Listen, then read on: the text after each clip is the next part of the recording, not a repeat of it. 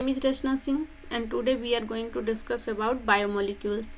तो बायोमोलिक्यूल्स में हम लोगों ने पिछली क्लास में पढ़ा था कार्बोहाइड्रेट के बारे में। कार्बोहाइड्रेट क्या होता है, ये इसका लेक्चर 3 है जिसमें हम पढ़ेंगे अमीनो एसिड्स के बारे में, और लेक्चर 4 जो आएगा उसमें हम पढ़ेंगे प्रोटीन के बारे में। ठीक, तो सबसे पहले हम देखते हैं अमीनो एसिड्स क्या होते हैं। तो अमीनो एसिड्स जो होते हैं ये प्रोटीन के मोनोमर होते हैं। सिंगल सब यूनिट ऑफ प्रोटीन को हम अमीनो एसिड्स बोलते हैं। 22 प्रकार के होते हैं, या 20 हम कह सकते हैं, 20-22 दोनों, क्योंकि अब 22 हो गए हैं, पहले 20 थे। तो 22 अमीनो एसिड्स होते हैं जिनसे मिलकर के प्रोटीन बनती है।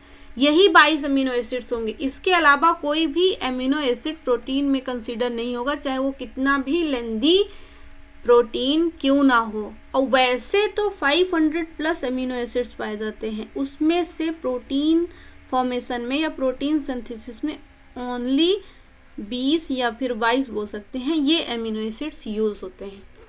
ठीक है, इसेंशियल क्या होता है, नॉन इसेंशियल क्या होता है, ये मैं आपको आगे पढ़ाऊंगी। तो अमीनो एसिड्स होते क्या हैं, इनकी संरचना स्ट्रक्चर कैसी होती है। तो ये सब्स्टिट्यूट होते हैं मीथेन के। जैसे देखिए, मीथेन का मतलब होता है CH4, है ना। किस तरीके से हम इसको लिख सकते हैं, ये हो गया कार्बन, इसमें एक हाइड्रोजन, दूसरा हाइड्रोजन, तीसरा हाइड्रोजन और चौथा हाइड्रोजन। इसे हम क्या कह देंगे, इसे हम कहेंगे मीथेन। और मीथेन के ही सब्स्टिट्यूट होते हैं। इसका मतलब ये है कि ये जो मीथेन में 4 हाइड्रोजन है, इन चारों हाइड्रोजन को रिप्लेस कर देंगे, इनकी जगह दूसरा फंक्शनल ग्रुप लगा देंगे और वो बन जाएगा अमीनो एसिड। कैसे, कार्बन ले लेते हैं, ये हो गया कार्बन, इसमें एक हाइड्रोजन हटा करके COOH ग्रुप लगा दो, इस साइड हाइड्रोजन हटा करके NH2 ग्रुप लगा दो, इधर साइड हाइड्रोजन ही रहेगा, लेकिन हम ये मानेंगे कि चारों सब्स्टिट्यूट करते हैं, इनको चारों को हटाते हैं, और एक साइड हम लिख देंगे R ग्रुप, ये कुछ भी हो सकता है। ठीक है, तो ये हो गई अमीनो एसिड की स्ट्रक्चर। कैसे, NH2C COOH और ऊपर हम H लगा देंगे, नीचे R लगा देंगे। तो इसे कहते हैं स्ट्रक्चर ऑफ अमीनो एसिड, या अमीनो एसिड्स क्या होता है। तो ये अमीनो एसिड बन गया, अमीन ग्रुप, एसिड ग्रुप, इस वजह से दोनों मिला करके क्या हो गया, अमीनो एसिड। ठीक है, क्लियर हुआ। क्यों इसको अमीनो एसिड बोलते हैं, क्योंकि इसमें अमीनो ग्रुप भी होता है और एसिड ग्रुप भी होता है, इस वजह से इसको एक साथ अमीनो एसिड कहते हैं। ठीक है, ओके, नेक्स्ट। अब देखिए अमीनो एसिड्स क्या होते हैं, ये तो हमने देख लिया। ये कितने प्रकार के होते हैं, हमें ये देखना है। तो कितने प्रकार के होते हैं, हमने पढ़ा ना 20 प्रकार के होते हैं। तो हम सारे देखेंगे, सबके नाम याद करेंगे।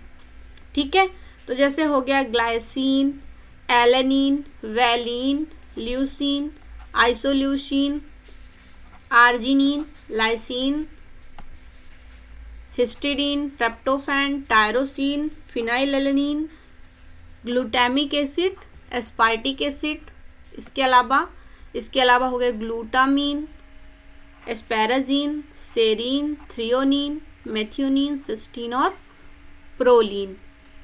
इतने 20 प्रकार के अमीनो एसिड्स होते हैं। इन्हीं का नाम हमें लर्न करना होता है, क्योंकि हमें प्रोटीन सिंथेसिस भी पढ़नी होती है, तो ये सारी चीज़ें भी वहाँ पे आएंगी।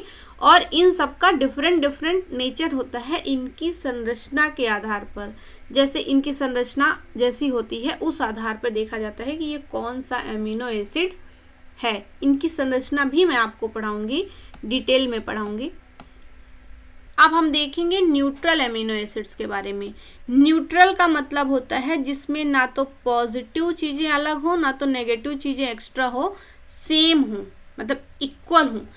और वैसे यहाँ पे लिखा हुआ है same number of NH2 group और COOH ग्रुप प्रेजेंट हो जिस अमीनो एसिड्स में, उसे हम कहते हैं न्यूट्रल अमीनो एसिड्स। इसके 3 एग्जाम्पल होते हैं, एक एलेनिन होता है, एक वैलिन होता है और एक होता है ग्लाइसिन। ठीक है, मैं आपको बताती हूँ थोड़ा सा बना करके कि किस तरीके से हम कंसीडर कर रहे हैं, क्यों हम कह रहे हैं कि ये एक न्यूट्रल एमिनो एसिड्स है। जैसे ये मीडियम लिख लिया, ये मीडियम हम न्यूट्रल रखेंगे, इसमें हम कुछ भी नहीं रखेंगे। तो अमीनो एसिड्स रख लेते हैं, जैसे हम एलेनिन बना लेते हैं, तो ऊपर हाइड्रोजन हो जाएगा, बगल में COOH हो जाएगा, एक साइड NH2 हो जाएगा। इतना तो मैंने आपको बताया, ये सेम रहेंगे। एमिनो एसिड का चेंजेस इसके R ग्रुप के बेसिस पे रहेगा कि R ग्रुप कौन सा है, उस बेसिस पे हम बताएंगे कि ये कौन सा या किस प्रकार का एमिनो एसिड है। तो यहाँ पे हम इस R ग्रुप की जगह पे इसमें CH3 लगा लेते हैं, तो ये हो गया एलेनिन का स्ट्रक्चर। ठीक है, अगर यहाँ हाइड्रोजन लगा देते तो ग्लाइसिन का स्ट्रक्चर हो जाता। तो अब ये बन गया। अब इसको चूंकि हम न्यूट्रल मीडियम में रखे हैं, तो मीडियम का इस पर कोई इफेक्ट नहीं हो रहा। तो जैसे इसमें जो ये क्या है, ये COOH है और ये जो NH2 है, ये सेम है ना। सेम कैसे, एक COOH ग्रुप पाया जा रहा है इसमें और एक ही पाया जा रहा है इसमें NH2 ग्रुप। ठीक है, तो इसको कहेंगे हम neutral amino acids. Neutral amino acids, ऐसे एमिनो एसिड्स भी होते हैं, देखिए जैसे ये NH2 है, COOH और ये H। अब यहाँ पे CH2 CH2 CH2 CH2 NH2। ठीक है, तो ये न्यूट्रल एमिनो एसिड्स नहीं है, ये है क्या मैं आपको आगे बताऊंगी। वैसे ये बेसिक एमिनो एसिड है, तो इसमें एक NH2 यहाँ है, एक ही NH2 यहाँ है, तो ये न्यूट्रल नहीं है, ये बेसिक एमिनो एसिड्स है।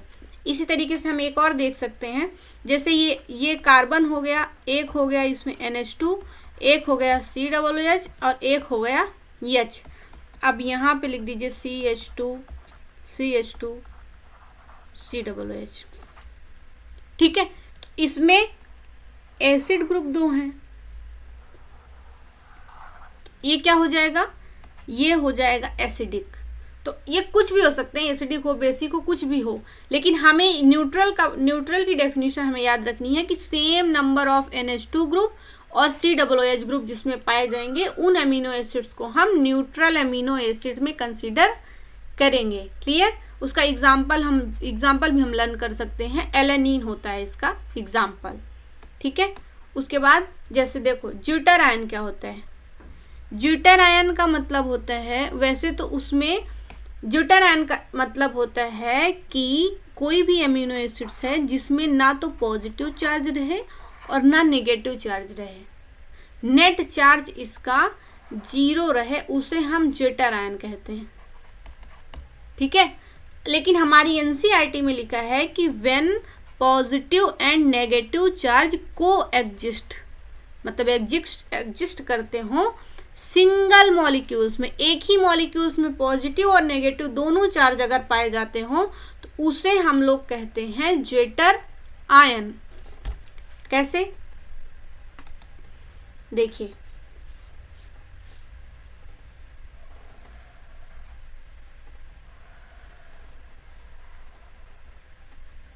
ठीक है, अब इसमें एमिनो एसिड्स ले लो। एमिनो एसिड COOH ग्रुप हो गया, सिंबल एमिनो एसिड्स मतलब NH2 हो गया, H हो गया, ये R हो गया, कोई भी हो सकता है, ये इससे हमें मतलब नहीं है।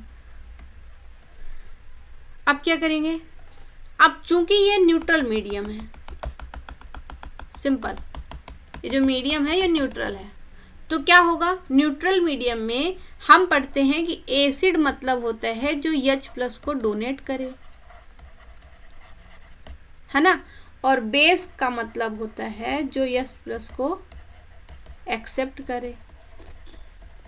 ये ठहरा दानी, तो ये अपना H इस निकाल करके और दे देगा, बाहर कर देगा, और खुद क्या बन जाएगा, तो मैं यहाँ पे बना देती हूँ, सिंपल अंडरस्टैंडिंग, COOH माइनस हो गया। ठीक है, और एक H निकल गया।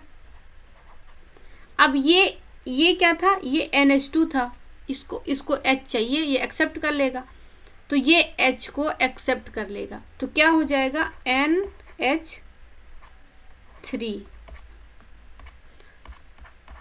ठीक है, अब इसने एक हाइड्रोजन को डोनेट करके और COO माइनस बना लिया और इसने उसी हाइड्रोजन को एक्सेप्ट कर लिया और NH3 प्लस कर दिया।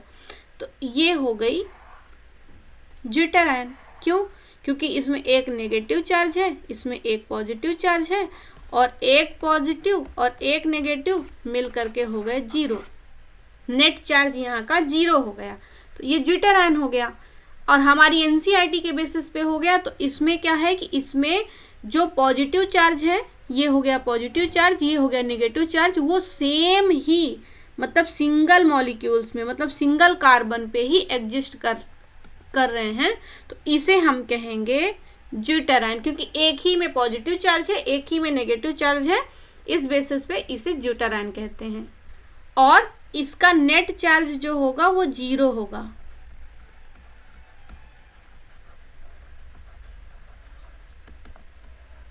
ठीक है, क्योंकि एक पॉजिटिव एक नेगेटिव कट गया, हो गया 0।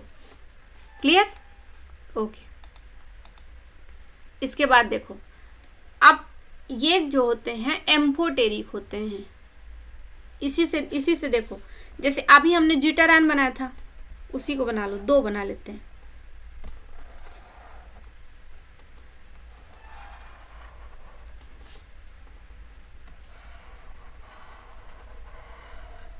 ओके, अब देखो, अभी तक हमने न्यूट्रल मीडियम रखा। अब अगर हम न्यूट्रल एमिनो एसिड्स लें, न्यूट्रल एमिनो एसिड्स हमने ज्यूटर आयन में भी लिया था। न्यूट्रल एमिनो एसिड का मतलब है C, इधर COOH, इधर NH2 ग्रुप, इधर हाइड्रोजन और ये मीडियम, और इधर COOH, इधर NH2, इधर हाइड्रोजन और इधर R ग्रुप, इधर भी R ग्रुप, है ना।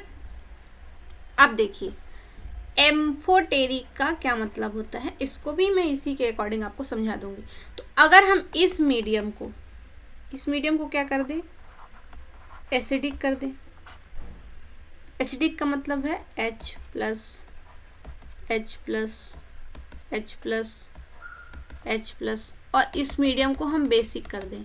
बेसिक का मतलब है OH minus OH minus OH minus OH minus.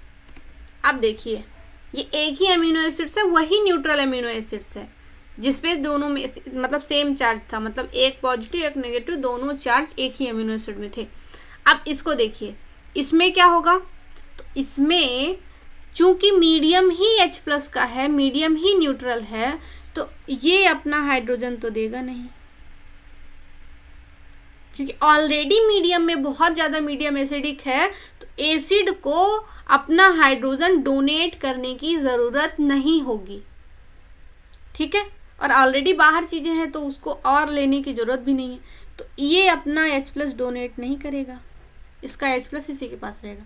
लेकिन जो NH2 ग्रुप रहेगा, चूँकि मीडियम में बहुत सारा H प्लस है, तो ये तो इसको एक्सेप्ट करेगा ना, एक्सेप्ट कर लेगा ना, तो ये क्या हो जाएगा, ये NH2 से बन जाएगा NH3।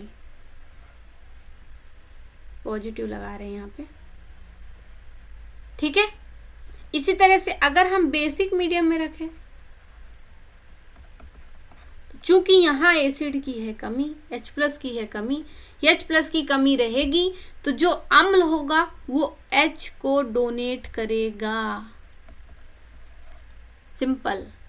ठीक है, लेकिन जो NH2 ग्रुप है वो, क्योंकि यहाँ पे बहुत ज़्यादा एसिड है नहीं, बेस ही बेस है, बेस ही बेस है। अब बेस है और बेसिक करना नहीं है, तो ये एक्सेप्ट नहीं करेगा।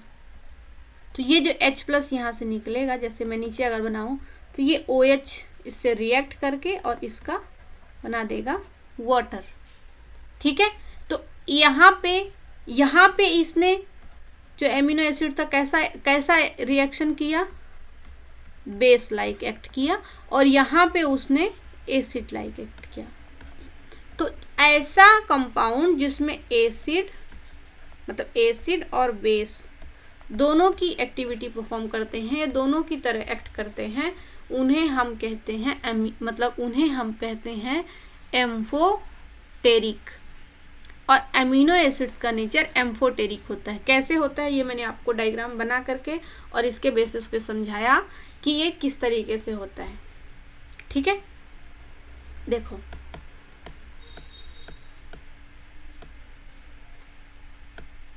इस क्लास में हमने सबसे पहले पढ़ा एमिनो एसिड्स क्या होते हैं। तो एमिनो एसिड्स मोनोमर होते हैं किसके, प्रोटीन के। एमिनो एसिड 20 प्रकार के होते हैं और ये टोटल पाए जाते हैं 50+, जिसमें से इसेंशियल होते हैं जो कि प्रोटीन बनाने में काम आते हैं वो 20 होते हैं।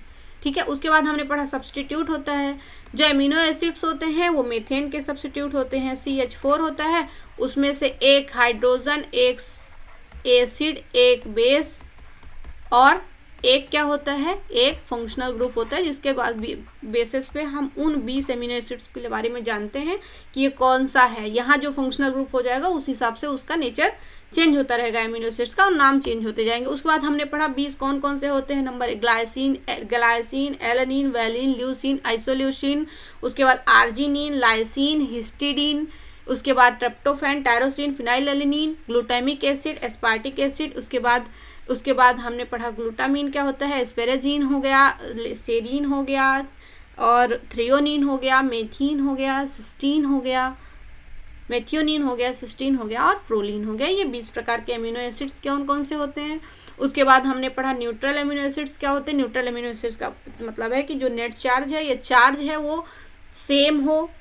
ठीक है, मतलब न्यूट्रल एमिनो एसिड्स का मतलब होता है कि number of base, number of acid दोनों एक एमिनो एसिड में सेम हो, उसे हम न्यूट्रल एमिनो एसिड्स कहते हैं। उसके बाद हमने ड्यूटेरान के बारे में पढ़ा। ड्यूटेरान का मतलब है पॉजिटिव चार्ज और नेगेटिव चार्ज जो होंगे वो सिंगल मॉलिक्यूल्स में ही एग्जिस्ट करते हों, तो उसे हम ड्यूटेरान कहते हैं। उसके बाद हमने पढ़ा एम्फोटेरिक का क्या मतलब होता है। एम्फोटेरिक का मतलब होता है कि जो मतलब मॉलिक्यूल्स एसिड की तरह भी फंक्शन परफॉर्म करे, बेस की तरह भी फंक्शन परफॉर्म करे, तो उसे हम एम्फोटेरिक कहते हैं। और जो एमिनो एसिड्स होते हैं उनका नेचर एम्फोटेरिक होता है।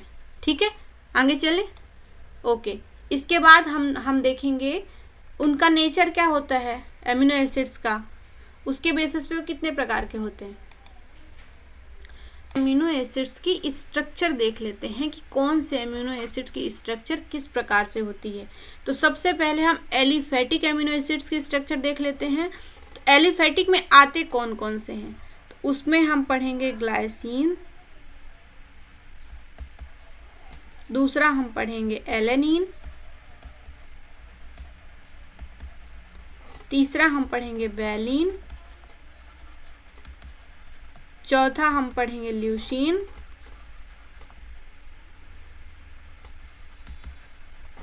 और पांचवा हम लोग पढ़ेंगे आइसोल्यूसिन। ठीक है, तो देखो ग्लाइसिन की स्ट्रक्चर किस तरीके, मतलब इन पांचों की स्ट्रक्चर होती किस प्रकार से है। तो सबसे पहले हम लोग ग्लाइसिन की बात कर लेते हैं। तो जैसे वो तो सेम होगा, सी हो गया, कार्बन हो गया, कार्बन के बाद एक हो गया एसिडिक ग्रुप, है ना, इधर लगा देंगे, एक हो गया एमिनो ग्रुप और एक हो गया हाइड्रोजन ग्रुप। अब ग्लाइसिन का क्या मतलब है, तो ग्लाइसिन का मतलब है कि एक हाइड्रोजन लगा दो।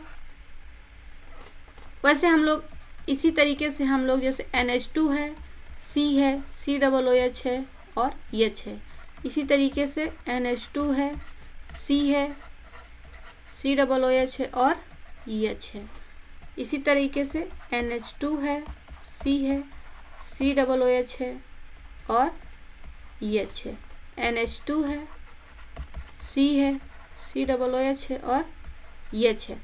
अब हम लोगों ने डिस्कस किया था कि R ग्रुप के बेसिस पे डिसाइड होता है कि ये कौन सा एमिनो एसिड्स है ना। तो सबसे पहले अगर इसे हमें ग्लाइसिन बोलना है कि ये ग्लाइसिन है, तो इसके लिए हमको इसको H लगाना पड़ेगा यहाँ पे इसके R ग्रुप में। ठीक है, अगर इसको हम एलेनिन कंसीडर करना चाहें तो यहाँ पे हमको CH3 लगा देना है, हाइड्रोजन हटा के और CH3 लगा देंगे तो ये हो जाएगा एलेनिन। अब इसको अगर हमें वैलिन करना है तो ये तीनों तो सेम रहेंगे, हाइड्रोजन सेम रहेगा, NH2 रहेगा, COOH रहेगा। जो R ग्रुप होगा वो वैलिन में क्या हो जाएगा, तो वो वैलिन में हो जाएगा इसमें 3 कार्बन हमें लगाने पड़ेंगे, CH3 CH3। अब वैलेंसी देख लो, 1 2 3, तो यहाँ पे ये कर दो, तो CH हो गया, CH3 और CH3, तो ये हो गया वैलीन। उल्टा V बना देंगे तो वैसे बन जाएगा, देखिए ये उल्टा V बना हुआ है ना। इस तरीके से भी हम याद कर सकते हैं। अब वैलीन के बाद ल्यूसीन, ल्यूसीन मतलब L। तो ल्यूसीन का अगर हमें चेक करना है, स्ट्रक्चर बनाना है, तो उसके लिए हमें क्या करना पड़ेगा, तो उसके लिए हमें एक और कार्बन बढ़ा देना है। तो इसी वैलीन में एक और कार्बन बढ़ा दो, तो ये हो गया CH3, ये हो गया CH3, ये वैलीन ही हो गया और एक कार्बन और बढ़ गया। अब वैलेंसी सही कर दो, तो 1 2, तो यहाँ पे हो जाएगा CH2 और यहाँ पे हो जाएगा CH। तो ये हो गई ल्यूसीन की स्ट्रक्चर, ठीक है। अब अगर आइसोल्यूसिन की स्ट्रक्चर बनाना है, तो ल्यूसीन आइसोल्यूसिन, तो ये इसका आइसोमर है, तो इसमें कार्बन नहीं बढ़ेंगे, इसमें सिर्फ अरेंजमेंट बढ़ेगा। किस तरीके से होता है, ठीक है। तो जैसे ये है, इसमें भी 4 कार्बन ही चाहिए, इसमें 4 कार्बन है ल्यूसीन में, अल्फा के बाद इसमें भी 4 कार्बन रहेंगे, तो क्या रहेगा 1 2 3 और 4। अब ये वाला CH3 जो था ये इस वाले में ऐड था, इसको उठा के इस वाले में ऐड कर देना है, मतलब यहाँ पे हमें CH3 लगा देना है, रीअरेंज कर रहे हैं। यहाँ पे CH3 लगा दिया गया, ये लास्ट अब बस बैलेंस ही सही कर देना, तो ये CH3 ही रहेगा और 1 2 3, तो ये क्या हो जाएगा, ये हो जाएगा H, ये हो जाएगा CH2, ठीक है। और ये हमने एक्स्ट्रा बना दिया, ये 4 ही होंगे, ठीक है। ये बन गया आइसोल्यूसिन। हमने क्या कहा, ग्लाइसिन, एलेनिन, वैलीन, ल्यूसीन और आइसोल्यूसिन, 5 स्ट्रक्चर हम उसमें देख रहे थे। तो अगर हमें ग्लाइसिन चाहिए तो ये R ग्रुप में क्या लगा दो, R ग्रुप में हाइड्रोजन लगा दो, ठीक है। अगर हमें एलेनिन बनाना है तो इसी R ग्रुप में हमें CH3 लगा देना है। अगर हमें वैलीन बनाना है तो इसमें 2 कार्बन बढ़ा दो और V उल्टा V बना दो, वैलीन बन जाएगा। अगर हमें ल्यूसीन बनाना है तो वैलीन में 1 कार्बन और बढ़ा दो, बाकी बैलेंस ही सही कर दो। अगर हमें आइसोल्यूसिन बनाना है तो ल्यूसीन की ही स्ट्रक्चर में ल्यूसीन की ही स्ट्रक्चर को रीअरेंज कर दो। तो ल्यूसीन की स्ट्रक्चर क्या थी, CH2 CH CH3 CH3, तो ये वाला CH3 उठा करके और बीटा कार्बन को दे दो, जो गामा में लगी थी उसको हमें बीटा को दे देना है। वैसे ये अल्फा बीटा गामा है नहीं, बट हम बोल रहे हैं कि जो दूसरे नंबर वाले कार्बन को दिए थे उसको हम तीसरे नंबर वाले कार्बन, दूसरे नंबर से पहले नंबर वाले में रीअरेंज कर देंगे। इसको मैं एक बार और बना के बताऊं, ओके। देखिए हमने कहा हमें बनाना है ग्लाइसिन, हमें बनाना है एलेनिन, हमें बनाना है वैलीन, हमें बनाना है वैलीन, हमें बनाना है ल्यूसीन। पहले 4 बनाते हैं फिर आइसोल्यूसिन। इसका मतलब है कार्बन वही, हाइड्रोजन वही, एसिड वही, बेस वही। इसी तरीके से हमें सारी बना लेनी है।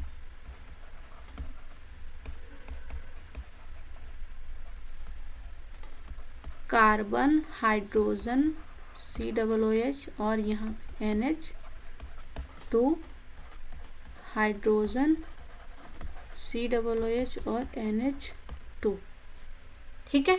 अब देखो, अब ये चूंकि ग्लाइसिन है इसको एक हाइड्रोजन दे दो, चूंकि ये एलेनिन है इसको एक CH3 ग्रुप दे दो, चूंकि ये वैलीन है तो इसमें V बना दो। V किस तरीके से, उल्टा। फिर बस इसको CH3, इसको CH3 1 2 3, तो इसको H। इसमें हमें 4 ऐड करने, इससे 1 एक्स्ट्रा, तो 1 कार्बन, 2 कार्बन, 3 और 4, बस बैलेंस ही हाइड्रोजन लगा के सही कर दो। तो यहाँ पे CH3 हो जाएगा, यहाँ पे CH3 हो जाएगा, यहाँ पे CH2 हो जाएगा और यहाँ पे 1 2 3 4 CH हो जाएगा, ठीक है। ये बन गया ल्यूसीन। अब हमें बनाना है आइसोल्यूसिन। आइसोल्यूसिन बनाने के लिए हमें क्या करना पड़ेगा, ये कार्बन हो गया, यहाँ पे COOH ग्रुप आ जाएगा, यहाँ पे NH NH2 ग्रुप आ जाएगा, यहाँ पे हाइड्रोजन रहेगा। अब हमें नीचे इसी को रीअरेंज करना है, मतलब हमारे पास इतना ही, मतलब कंपोनेंट्स इतने ही होंगे, बस रीअरेंज हो जाएगा। तो 1 2 3 4 कार्बन है मेन कार्बन के अलावा, तो क्या करेंगे 1 2 3 कार्बन हमने बना लिया। एक कार्बन को हमें यहाँ नीचे से उठा करके और यहाँ पे अरेंज कर देना है। बन गया डायग्राम, बस इसको CH3 कर दो। अब चूंकि इस पे पास 3 है तो इसमें एक हाइड्रोजन चाहिए, इसके पास सिर्फ 2 ही लगाना है, चाहे तो HH दोनों साइड लगा दो चाहे वो कर दो। ये बन गई आइसोल्यूसिन की स्ट्रक्चर। अब ये बात अलग है कि हम इसे बिल्कुल अगर अलग अलग दिखाना चाहेंगे तो इस तरीके से दिखाएंगे। सीड वालों इसको भी अलग अलग दिखा सकते हैं, ऊपर नीचे जिस तरीके से दिखाना हो। NH2 भी इसी तरह रहेगा, हाइड्रोजन को भी अलग अलग कर सकते हैं। अब ये C हो गया, इसके पास 3 है, 1 2 3, इसके पास इधर 1, इसके बाद इसके पास 1 और 2, इसके बाद 3 हाइड्रोजन, 1 हाइड्रोजन, दूसरा हाइड्रोजन, तीसरा हाइड्रोजन। अब हम इसको केमिस्ट्री की लैंग्वेज में किसी भी तरीके से लिख सकते हैं, लेकिन आइसोल्यूसिन की स्ट्रक्चर ऐसी ही होती है। ठीक है, क्लियर हो गया? ओके। एरोमेटिक एमिनो एसिड्स क्या होते हैं? उसमें 3 आते हैं, ट्रिप्टोफैन, टायरोसिन और फिनाइलएलेनिन, एलेनीन। ठीक है, तो इनका सिंगल लेटर कोड भी होता है WYF।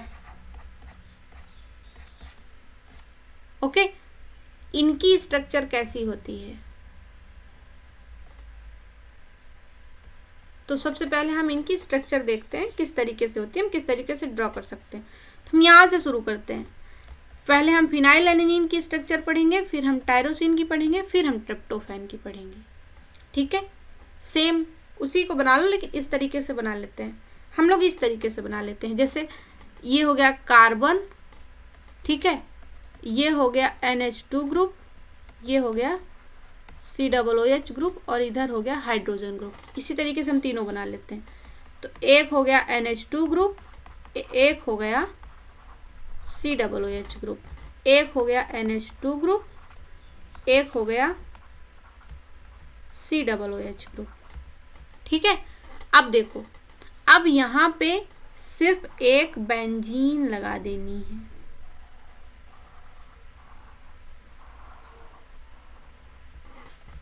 CH2 के साथ एक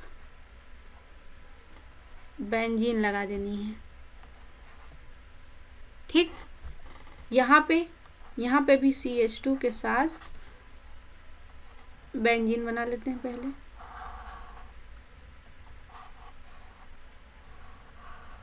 ये हो गई बेंजीन और यहाँ पे लगा दो OH। ठीक है, तो एक साथ पहले ये पूरा हो गया, फिर CH2 के साथ बेंजीन लगा दिए, तो इसे बोलेंगे हम फिनाइलएलेनिन।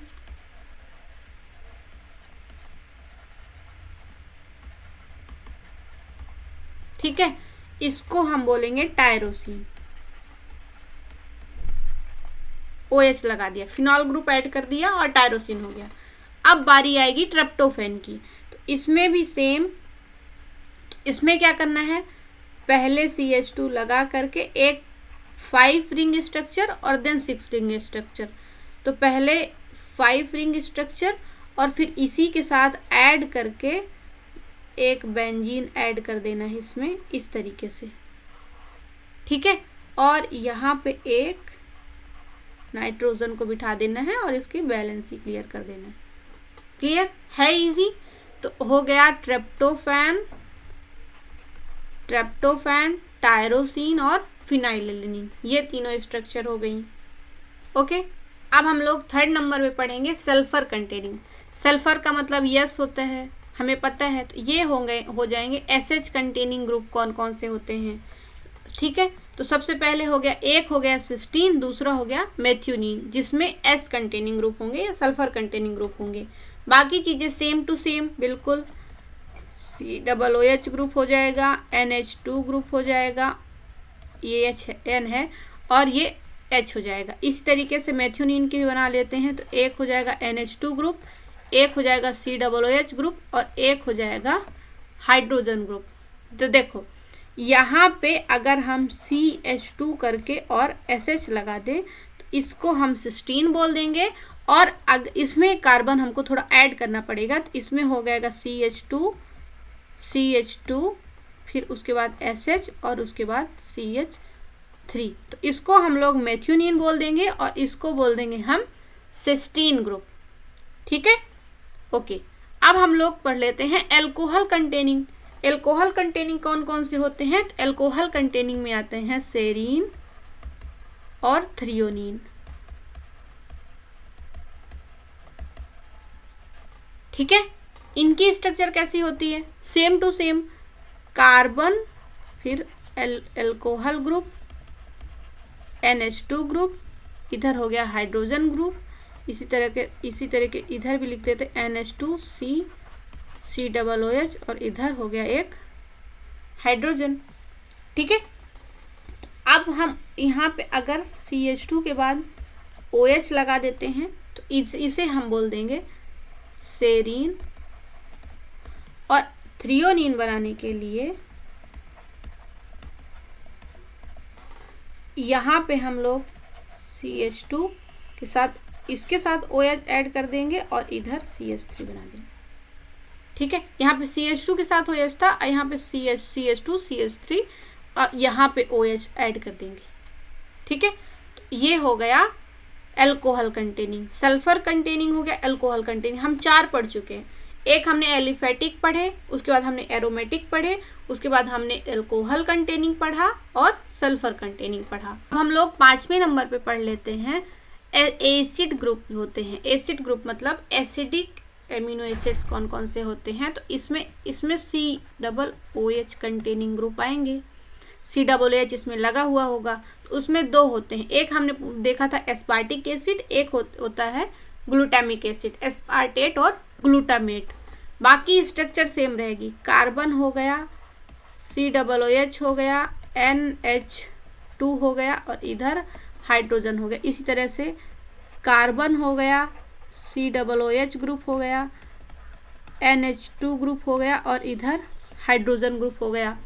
अब कार्बन से यहाँ पे बस कुछ नहीं करना है, CH2 COOH इतना लिख दिया तो ये एस्पार्टिक एसिड हो गया,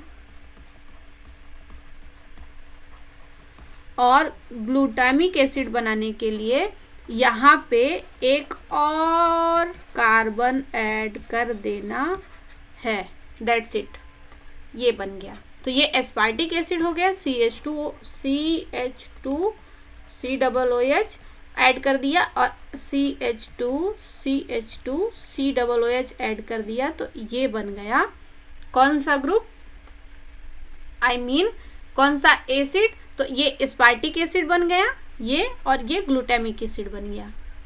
ठीक है, अब हम लोग पढ़ेंगे बेसिक एमिनो एसिड्स के बारे में कि बेसिक एमिनो एसिड्स क्या होते हैं। तो ये इनमें नेचर इनका बेसिक होता है। ठीक है, और सिंपल सी बात है कि बेसिक का मतलब है कि एमिनो ग्रुप ज़्यादा होंगे। जैसे हमने अभी एसिडिक एमिनो एसिड पढ़ा तो उसमें COOH ग्रुप ज़्यादा थे, तो इसमें एमिनो ग्रुप ज़्यादा होंगे एसिड से, तो इसे हम बोलेंगे बेसिक एमिनो एसिड्स। इसमें 3 आते हैं, एक लाइसिन होता है, आर्जिनिन होता है और हिस्टिडीन होता है। तो किस तरीके से इनकी स्ट्रक्चर होती है हम यहाँ पे सिंपल पेज में देख लेते हैं। हमने बोला कि एक होता है लाइसिन, दूसरा होता है आर्जिनिन और तीसरा होता है हिस्टिडीन, है ना। हमने 3 बताए। वही सेम, वही कार्बन, वही एसिड, वही बेस, ये N है। ठीक है, वही हाइड्रोजन, वही बेस, वही कार्बन, वही एसिड, वही हाइड्रोजन, वही बेस, वही कार्बन, वही एसिड और वही हाइड्रोजन। ठीक है, इतना तो हम बहुत देर से पढ़ते आ रहे हैं। अब देखिए, अगर हम लाइसीन की स्ट्रक्चर बना रहे हैं तो उसके लिए हम क्या कर लेंगे, तो उसके लिए हम लोग करेंगे 1 CH2, 2 CH2, 3 CH2, 4 CH2, उसके बाद NH2 ग्रुप। ठीक है, 4 हमको उसकी एकदम टेल बना लेनी है और लास्ट में इसमें NH2 ग्रुप बना देना है, 4 कार्बन लगा देना है। जैसे देखो हो कौन सा जाएगा एमिनो एसिड, ये देखो ये alpha, beta, gamma, delta, epsilon. तो इसे जब हम बोलेंगे कौन सा एमिनो एसिड है, तो एप्सिलॉन एमिनो एसिड है ना। ओके, अब देखो आर्जिनिन की स्ट्रक्चर के लिए ये तो सेम रहेगा। अब इसमें भी CH2, CH2, CH2, ठीक है, 3 CH2 लगा दिए, बस शंकर जी की त्रिमूर्ति है ये। तो अब इसमें 3 N लगा दो, तो यहाँ पे बीच में कार्बन रख लो, एक N ग्रुप इधर, एक N ग्रुप इधर, एक N ग्रुप इधर। तो चूंकि NH2 हो जाएगा, यहाँ पे NH2 हो जाएगा, नाइट्रोजन की वैलेंसी भी तो सही करनी पड़ती है। बस ये बन गया हमारा आर्जिनिन। अब हिस्टिडीन के लिए क्या करना है, सेम यहाँ पे क्या करना है, CH2 और एक छोटा सा मंदिर बना देना है।